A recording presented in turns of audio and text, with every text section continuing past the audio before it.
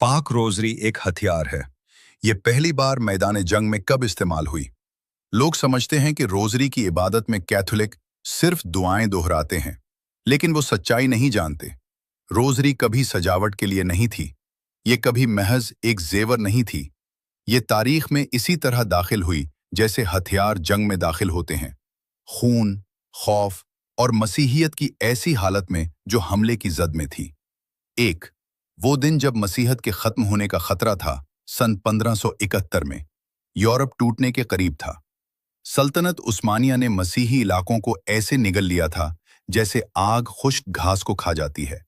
अगर वो एक और जंग जीत जाते तो रोम भी गिर जाता, सलीब गिरा दी जाती, मुकद्दस कुर्बानी पर पाबंदी लग जाती और मसीहियत तारीख से मिट जाती।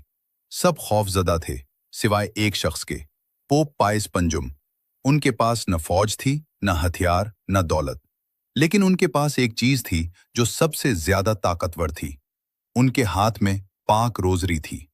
दो वो पोप जिसने दुआ के साथ जंग लड़ी। पोप पायस पंजुम ने रोम के लोगों को जमा किया और एक बज़ाहिर नामुमकिन बात कही, अपनी रोजरी उठाओ। न तलवारें, न ढालें, न सियासी इत्तेहाद, बल्कि पाक रोजरी। उन्होंने हर कैथोलिक से कहा, सिपाहियों से लेकर बेवाओं और बच्चों तक, कि वो इस तरह रोजरी पढ़ीं जैसे कलीसिया की बका इसी पर मुनहसिर हो, क्योंकि वाकई ऐसा ही था। 3. लेपोंटो। रोजरी की पहली जंग 7 अक्टूबर 1571। मसीही बहरी बेड़ा जो तादाद और ताकत में कमजोर था, उस्मानी सल्तनत के बहरिया के मुकाबिल आया। जंग लेपोंटो इसी वक्त रोम में पोप पायस पंजुम रोजरी हाथ में लिए, आंखों में आंसू लिए दुआ कर रहे थे।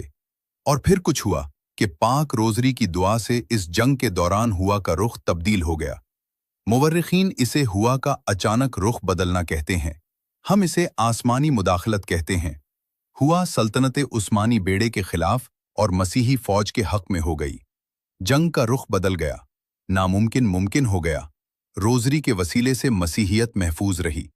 ये फतह इतनी हैरानकुन और मोजजाना थी कि कलीसिया ने एक नई ईद मुकर्रर की, खातूने रोजरी की ईद। 4. आज भी रोजरी क्यों एक हथियार है? कलीसिया रोजरी को रूहानी तलवार कहती है। ये सिर्फ शायरी या खूबसूरत अल्फाज नहीं, ये एक हथियार है, क्योंकि ये आजमाइशों को शिकस्त देती है, ये रूहानी हमलों को तोड़ देती है, ये खानदानों की हिफाजत करती है, ये शैतानी मंसूबों को नाकाम बनाती है, ये कमजोर लोगों को रूहानी जंगजू बना देती है। हर सलाम ए मरियम एक गोली की तरह है, हर दहाई एक ढाल है। हर ईमान के साथ पढ़ी गई रोजरी एक ऐसी जंग है जो दुश्मन को खबर होने से पहले ही जीत ली जाती है। 5. अगर आप जानना चाहते हैं कि मुक़द्दसीन हमेशा उसे साथ क्यों रखते थे, वो बात जानते थे जो हम भूल जाते हैं। जहन्नम के पास आजिज़ी, मुसलसल दुआ और खुदा की माँ के खिलाफ कोई दिफा नहीं।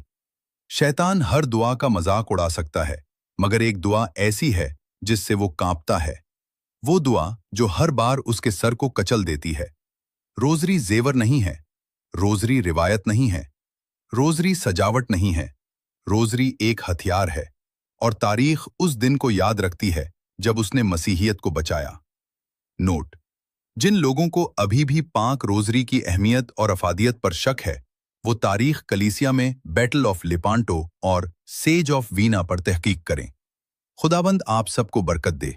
आमीन।